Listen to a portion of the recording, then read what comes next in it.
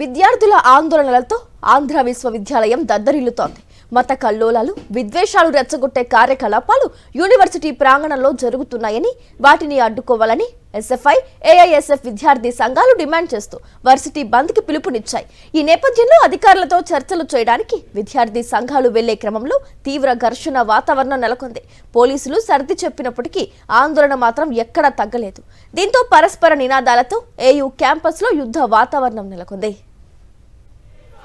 University కాని వాళ్ళు తక్షణమే బయటికి వెళ్ళాలి.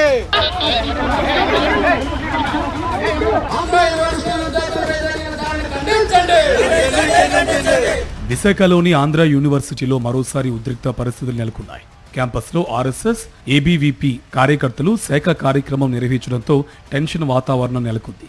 పోలీసుల సమక్షంలో శాఖ నిర్వహించారు. ఇటీవల నాన్ బోర్డర్స్ కు క్యాంపస్ లోకి అనుమతి లేదంటూ రిజిస్ట్రార్ సర్క్యులర్ జారీ చేశారు. అయితే ఆ సర్క్యులర్ ను పట్టించుకోకుండా ఆర్ఎస్ఎస్, ఏబీవీపీ కార్యకర్తలు శాఖ నిర్వహించడంపై విద్యార్థి వర్గాల్లో చర్చ మొదలైంది. క్యాంపస్లో ఎలాంటి అవాంఛనీయ ఘటనలు జరగకుండా పోలీసులు ముందస్తు చర్యలు చేపట్టి పరిస్థితిని అదుపులో ఉంచారు.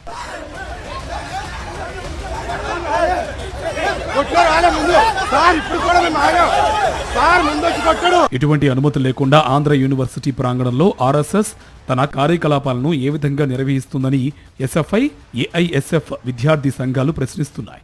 మంగళవారం ఏయూ బాస్కెట్బాల్ గ్రౌండ్లో ఆర్ఎస్ఎస్ కవాతు నిర్వహిస్తూ ఉండగా విద్యార్థులు వెళ్లి ప్రశ్నించే క్రమంలో ఘర్షణ వాతావరణం ఏర్పడింది. ఈ క్రమంలో ఒకరిపై ఒకరు దాడి చేసుకున్నారు. ఏయూ రిజిస్ట్రార్ కార్యాలయం ముందు బైఠాయించిన ఏబీవీపీ కార్యకర్తలు ఎస్ఎఫ్ఐ డౌన్ డౌన్ అంటూ నినాదాలు చేశారు.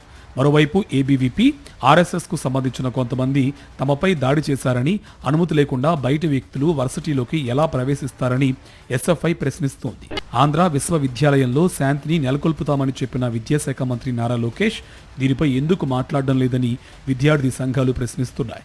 తక్షణమే ఈ అంశంలో మంత్రి లోకేష్ జోక్యం చేసుకుని పరిస్థితిని చక్కదిద్దాలని, లేదంటే రాష్ట్ర వ్యాప్తంగా ఉద్యమం చేపడతామని విద్యార్థి సంఘాల నేతలు హెచ్చరిస్తున్నారు.